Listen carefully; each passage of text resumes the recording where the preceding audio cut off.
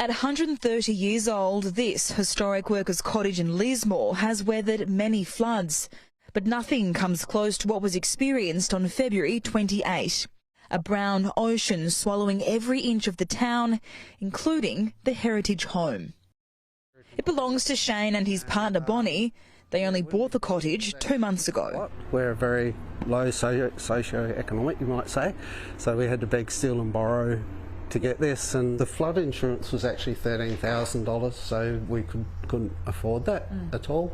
The weight of losing everything you own is crushing. Picture of my grandfather from the war, which is irreplaceable.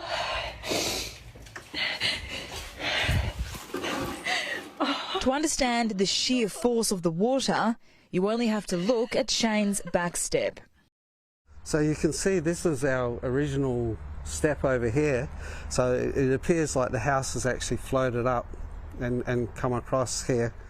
Next door, this damage isn't from floodwaters, it's from the people who live there. They had to smash their way out, escaping onto the roof so they didn't drown inside their own home. Everywhere you look, things are out of place. Piles of rubbish line the streets, once people's treasured items now destined for the tip. But there are some items that a team of people are desperately trying to save.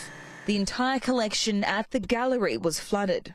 Our collection has, over hundreds of years of history in it. There is a price tag on our collection. It's over 4.4 million, so 1.4 of that is the Hannah cabinet. So the truly devastating part of all this is that these stories are not unique. Hundreds of homes destroyed and livelihoods ruined. It's going to be a long road to recovery, months, maybe even years. But what is remarkable is the scale of the clean-up effort. Volunteers travelling from as far as Brisbane to lend a helping hand.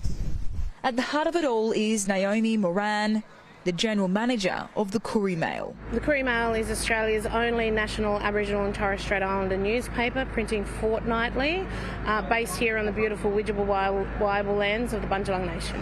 We've survived previous floods where we've had very minimal destruction from the water, but this was something that we just couldn't control. As the Lismore community rallied, saving and caring for each other, Naomi wanted to make sure nearby Indigenous communities like Cabbage Tree Island were also supported. It started out with, one table and a little blue marquee, and as you can see here today, we have full-scale operations of relief and support for the entire community here. Where's this come from? Central Coast. With the help of social media, people have donated items as well as their time and expertise. Services have also set up tents. The operation is run by an army of volunteers. It's a sweet relief to a community that has lost so much and will have to rebuild from the ground up.